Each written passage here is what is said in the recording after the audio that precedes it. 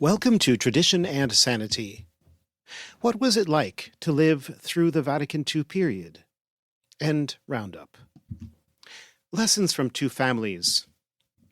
Those who move in traditional circles in the United Kingdom tell me that everyone has heard of the Bevans. They are a large and highly musical clan whose members have been singing for decades in liturgies and concerts. Osjusti Press is proud to have just released Joseph Bevan's book, Two Families, a memoir of English life during and after the Council. To say it's an eye-opening read would be a gross understatement. I know that some of my readers here are old enough to remember the euphoria and the catastrophes that accompanied life in the Catholic Church in the 1960s, but I would dare to say that the vast majority of readers are too young to have any memories of even the 1970s. I myself was born in 1971, and quite a few of them were born much later. I still remember the shock it gave me as a teacher when I began teaching students who had been born after the year 2000. That is why memoirs like these are so invaluable. Bevan vividly describes what Catholic life was like before, during, and after the Council. He shows the strengths and weaknesses of the preconciliar routine, the confusion unleashed in the 1960s, the collapse of the liturgy and especially of sacred music in real time as it was unfolding. Eyewitness accounts are extremely important for the history of the traditionalist movement as they flesh out our more abstract claims with concrete examples and help fend off accusations that we are inventing or exaggerating the problems. Those who are interested in Benedictine monasticism will learn a lot of intriguing and sometimes disturbing things about Downside Abbey, including the time when some students got themselves involved with demons, and one of them died on account of it. Two Families is all the more interesting and useful in that it takes the form of contrasting the family into which Bevan was born with the family that he himself established later on. His family of origin was largely swept along with the tide of the times, and as a kind of conscientious objector, Joseph Bevan and his wife decided to pursue the opposite course as they rediscovered tradition through the Society of St. Pius X and turned their lives upside down to ensure a proper upbringing for their own large family of 10 children. At a time when it was not fashionable to homeschool, they homeschooled, and later on moved to a town from which their older children could more easily get to traditional schools in France. At a time when priests were being persecuted for fidelity to tradition, they welcomed into their home an old and faithful priest. God has blessed them with 2 priest sons and a daughter who is a nun. The memoir is filled with all kinds of good, honest self-assessment of failings and opportunities, falls taken and graces received. It contains, I would say, some excellent advice for parents. Kennedy Hall contributes an entertaining and moving forward. I'll now share some excerpts to whet the appetite. Wise words to which we can all relate. Quote, although this book contains some stern criticisms of monks and priests who have crossed my path, I still regard them as belonging to my church, and the wholesale collapse of the clergy is something I mourn. I have no idea how God is going to put things right, but I am sure that, sooner or later, he will, and it might take 100 years. In the meantime, I just carry on in my own quiet way, trying to save my soul and the souls of my nearest and dearest. Unquote.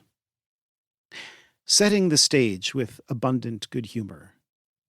Quote, the era of my arrival into this world on the 7th of June 1957 represented an interregnum between the austerities and deprivations of the Second World War and the forthcoming throwing off of inhibitions of all kinds, which commenced in the 1960s.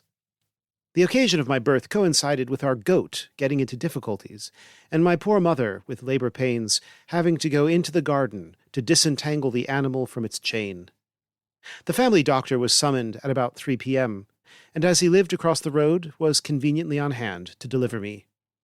Dr. Carter was the father of a large Catholic family, and was not only the local general practitioner, but also the doctor for Downside Benedictine Monastery and School, which was about 15 minutes' walk away. Dr. Carter's appearances at our house over the next few years precipitated a general panic amongst us younger children. We used to run and hide, having visions of injections with large rusty needles.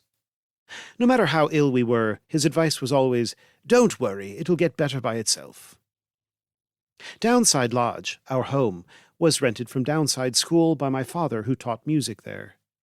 It was a dilapidated old wreck, but was sufficiently large to accommodate all of us 13 children. It was surrounded by a large garden and lawns. I was too young for the house to make a lasting impression on me, as we moved elsewhere when I was aged 7, although I do remember the hide-and-seek games in the grounds and the gang warfare. My younger brother Jeremy was paired up with me, as we were closest in age, and my parents regarded us as inseparable. Why they should have assumed this is a complete mystery, as he was one of my most malevolent and resourceful adversaries. Unquote. Bevan helps us to see the connection between the prevailing permissive culture and the self-doubting church. Quote, "Religion was not the only thing being questioned in those days. Almost everything was. I am referring particularly to the emerging restlessness and impatience with wartime values, as the whole world seemed to be on the verge of moral collapse, largely due to the arrival of efficient artificial contraception. The wholesale shedding of inhibitions was also evidenced by the arrival of industrial popular music, as performed by the Beatles and others. Nothing was spared. In fact, even the Catholic Church was going through an ordeal of self-criticism and identity crisis at the Second Vatican Council, which started in 1962. In my little world, however, I was content to listen to the Beatles and chew my gum, although the prevalence of pop music in our home, an utter novelty, must have upset the tranquility normally prevalent in a Catholic family. I think our parents tolerated the noise, but they must have wondered where their subtle loss of control would lead. There is no doubt that many Catholic families in the world were going through the same experience. I was not really aware of the so-called permissive society until I travelled to London for my schooling and observed public snogging for the first time in the streets of the capital. But I suppose the experience during my first confession, which is described later, gave me the first clue that something wasn't quite right." Unquote. Childhood as it used to be, and maybe still is among those who know what it should be. Quote, "So much happened in my formative years, and life was so busy. I was never bored, unlike modern children, because all our entertainment was homemade. We had no television, and in any case, Ma, always frantically busy, was extremely intolerant of idleness. If I was ever caught sitting around, she would set me a string of jobs. From morning to night, I was gainfully occupied in my make-believe kingdom outside, and during the winter months I would be happily playing with my brothers and sisters in the maze of passages and cellars that were a feature of our house." Unquote. Speaking at one point of Westminster Choir School, where he attended for a short time, Bevan describes the daily routine of the choristers. This is a great passage for giving the lie to the idea that the artistic standards were not high prior to the council. In fact, they were much, much higher than they would ever be afterwards. Even now we have not quite caught up to the way things were, and I doubt we ever shall until there is a complete restoration of tradition. Quote, "The choir school supplied the sopranos and altos for the cathedral choir. Even in the 1960s it was being proclaimed as one of the best choirs in Europe, and its schedule was punishing. There was a sung mass every morning, and new music had to be prepared to a professional standard. We would rise early and have a school low mass in the crypt of the cathedral. After breakfast there would be lessons followed by sung mass, but as a probationer I was too young to sing in the choir, so we juniors sat in the front 2 rows in the nave. The cathedral choir sound was utterly unique and a total contrast to the politeness of its Anglican cathedral rivals. We had daily high mass in the cathedral. Even with my disturbed brain, I could see how beautiful and solemn was the drama being played out before my eyes, all accompanied by music which was often sublime. My musical tastes were maturing rapidly, and I was transported by Victoria and Palestrina.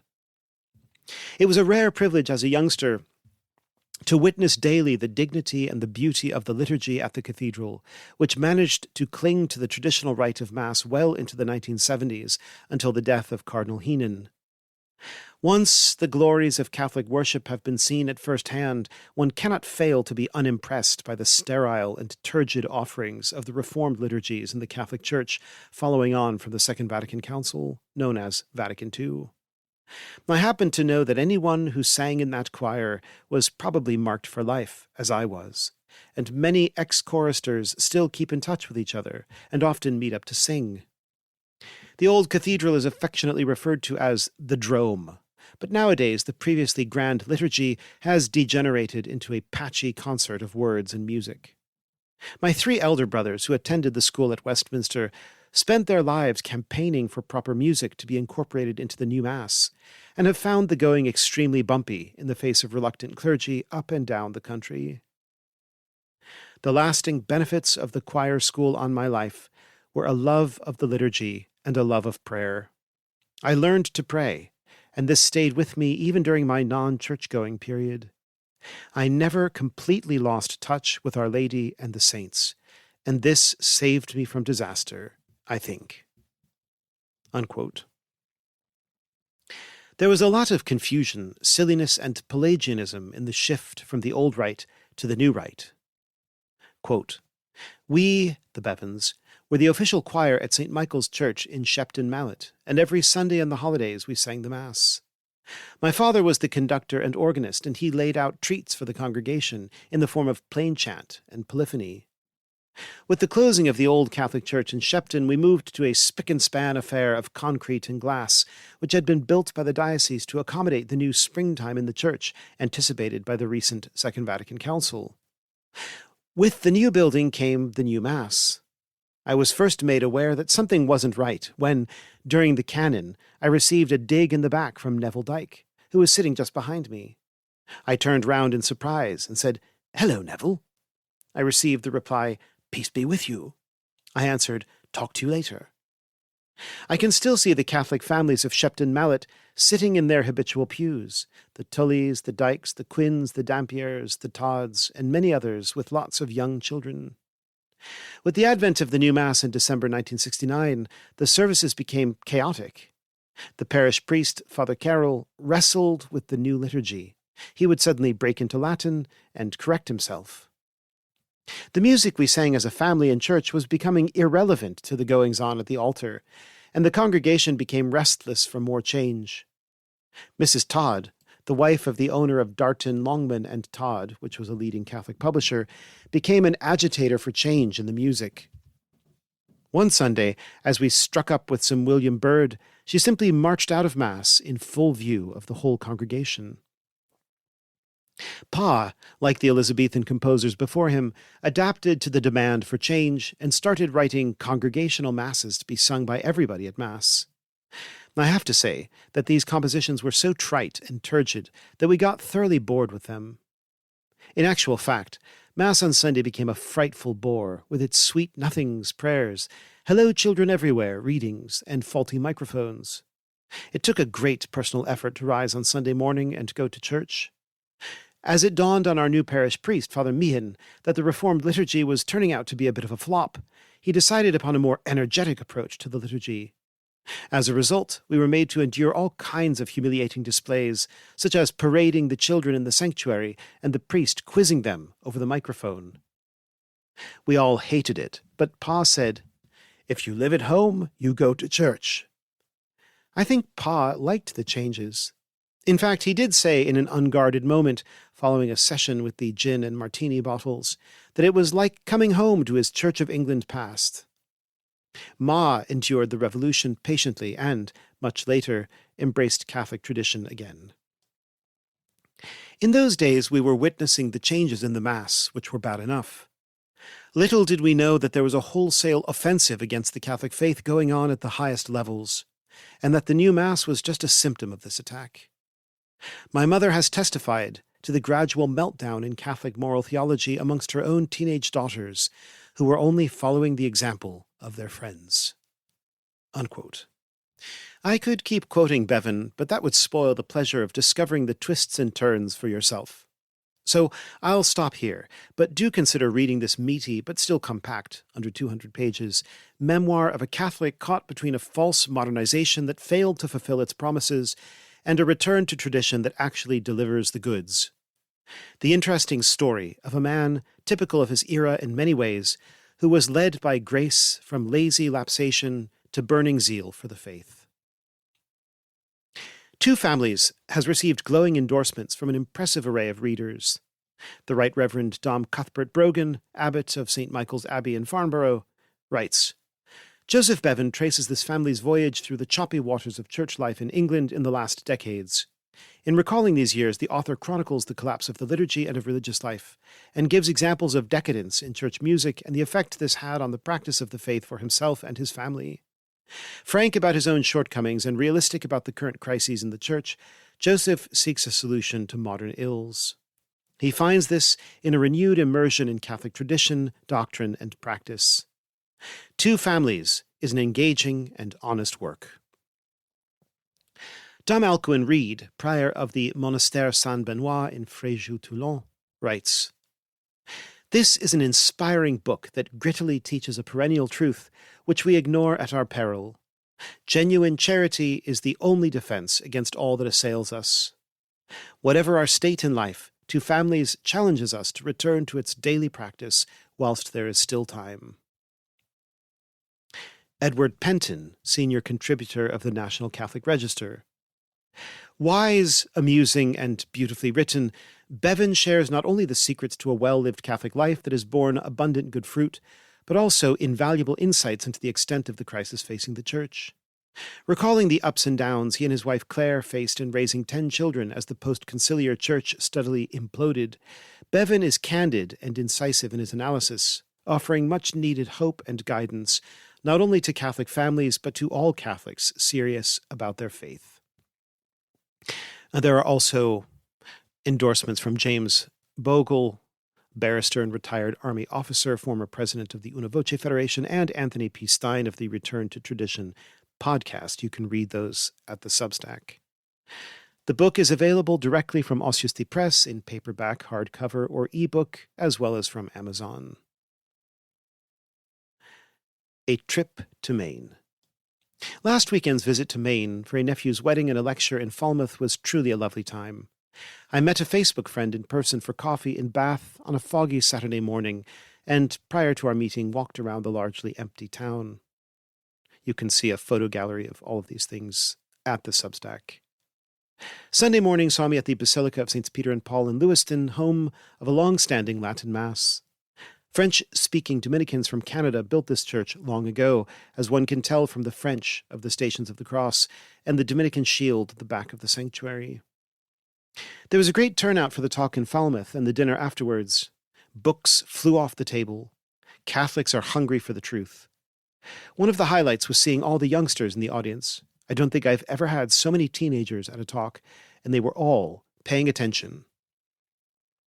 The trip ended with a delightful and all too short visit with Phil and Lila Marie Lawler at their elegant 1860 home, just before I did my weekly penance by going to Logan Airport.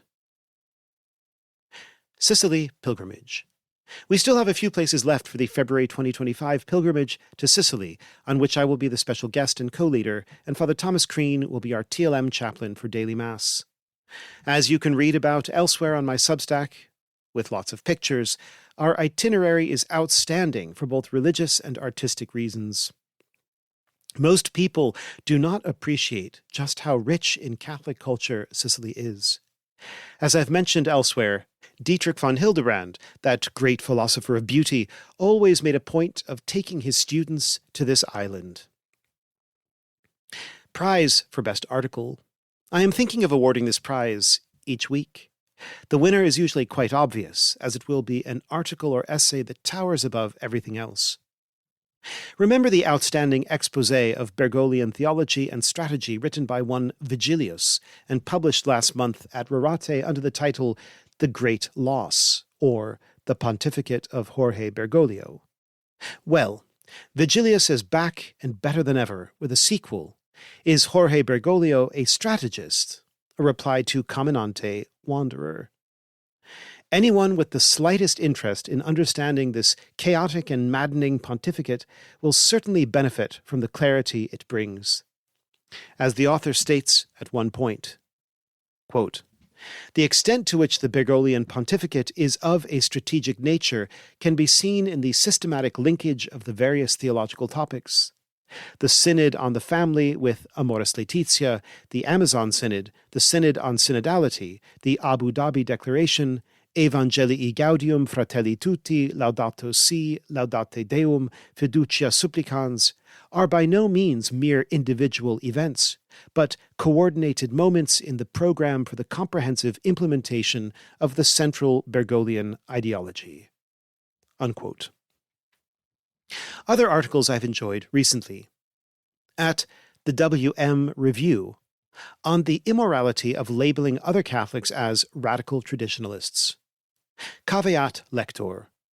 The WM Review is a sedevacantist publication, but it provides access to good resources, especially translations of hitherto unavailable theological documents.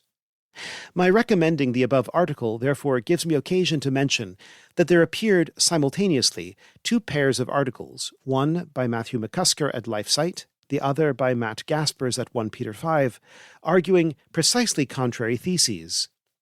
McCusker argues that Francis cannot be pope, and makes the very tightest case you will find anywhere for this conclusion. Gaspers argues that even if Francis was fraudulently elected, and even if he is a heretic, he is still the pope at this time, quoad nos, as far as members of the Church are concerned. In my opinion, Gaspers wins this debate. As I said, they were not addressing each other. Over at Rorate Caeli, there's a quite interesting, though rather densely written, reflection by a Polish professor. Part 1, The World of the Dead and Childless Wives, a philosopher of religion on the logos, tradition, and demographics. And Part 2, How the Loss of Children and the Demographic Collapse are Linked to the Loss of Tradition. A taste. Quote, "The attitude of reenactment consists, as Maru elaborated on the basis of Herodotus and Thucydides, in rediscovering the ancient units of meaning, axiologi. Axiologi are what is used to bring answers to the questions of all human being. What is there in life to be desired? What to live for? What to die for? And how? Reenactment is the mechanism of tradition. It goes from the dead, through the elder living, through the young living, to those who are expected, if they are expected. If there are no children, there can be no reenactment, in this world at least. On this axis of time, the deposit developed by past generations is passed on, including what they consider their particular treasure, usually religion and the model of piety, the developed model of political community, and the sacrifice of life and work associated with it. Also family history and family memorabilia. What is passed down is defined by the Latin term traditio, tradition. So who is this homo temporalis who understands that he is also homo historicus, and who therefore constantly strives for reenactment? As it turns out, he is a traditionalist." Unquote. An important medical study was released that should, but probably won't, stop people from viewing the so-called vegetative state as an excuse to pull the plug. Study: People in vegetative state may be aware and thinking. Of course, the links to all of these things can be found at the Substack. Philip Campbell issues a much-needed reminder to all of us, and especially to trads who have many reasons, or at least excuses, to be ornery. We should be at our best, our kindest, in our practice of religion. Robert Keim, in An Art Which Leads the Soul by Words, Sacred Rhetoric in the Roman Liturgy, explores a truth that tends to be sorely neglected. Quote, "Christian culture is so interwoven with rhetoric that the two are actually inseparable. Old Testament literature is filled with rhetorical techniques. Our Lord integrated rhetoric into his preaching.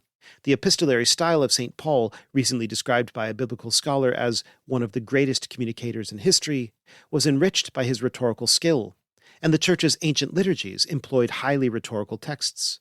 Indeed, rhetoric is so central to salvation history and the Christian experience that a new definition of it is called for, one that pertains specifically to Christian education and foregrounds the role of rhetoric in the spiritual and liturgical life of the Church.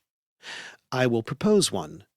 Rhetoric is the sublimation of language. Rhetoric comes not from Greece or Rome, but from God. He not only created language, but also taught mankind to use it dramatically and artistically, so that literature and preaching and conversation and all other forms of human discourse might fulfill their crucial and exalted role in his epic plan to ennoble our lives and save our souls. Unquote. Pious assumptions. Pius XII's creation of a new proper Mass for the Assumption is a particularly good example of the needless flexing of papal muscles. Why would a centuries-old liturgy for the Day of the Assumption need to be retired, thus rendering out of date reams of educated commentary thereupon, and a new one put in its place in 1950? The Gospel of Saints Martha and Mary was traditionally read for good reason, as Gregory de Pippo explains in a fine article. Changing the Mass of the day could imply, to some observers, that the dogmatic decree was an abrupt change in what Catholics believe, lex orandi, lex credendi, whereas retaining the same Mass would show that the newly declared dogma was nothing more than a making explicit of what had always been believed. Such considerations seem to be foreign to the mind of the modern authoritarian papacy. Approved by the Roger Scruton Committee for Classical Architecture. I just made that up. But if there were such a thing, it would approve this video called How Ugliness Harms Us, on ugly architecture and environments, the harm they cause. It's a YouTube video. Excellent. In the opposite corner stands the Fraternity of St. Peter's grand and long-needed new parish church in Phoenix, one of the most impressive and ambitious architectural projects yet undertaken by a fraternity apostolate. It would be a worthy object of tithing. Read more about it at phoenixlatinmass.org/greater-glory-campaign. Reminder: if you've listened this far and benefited from the roundup, please consider taking out a paid subscription, or if you've already done that, consider giving a gift subscription to another, or dropping a tip in the tip jar. Making a living as a writer is fulfilling, and at times just a bit uncertain. So your help enables this Substack to go strongly into the future, come what may. Thank you for listening, and may God bless you.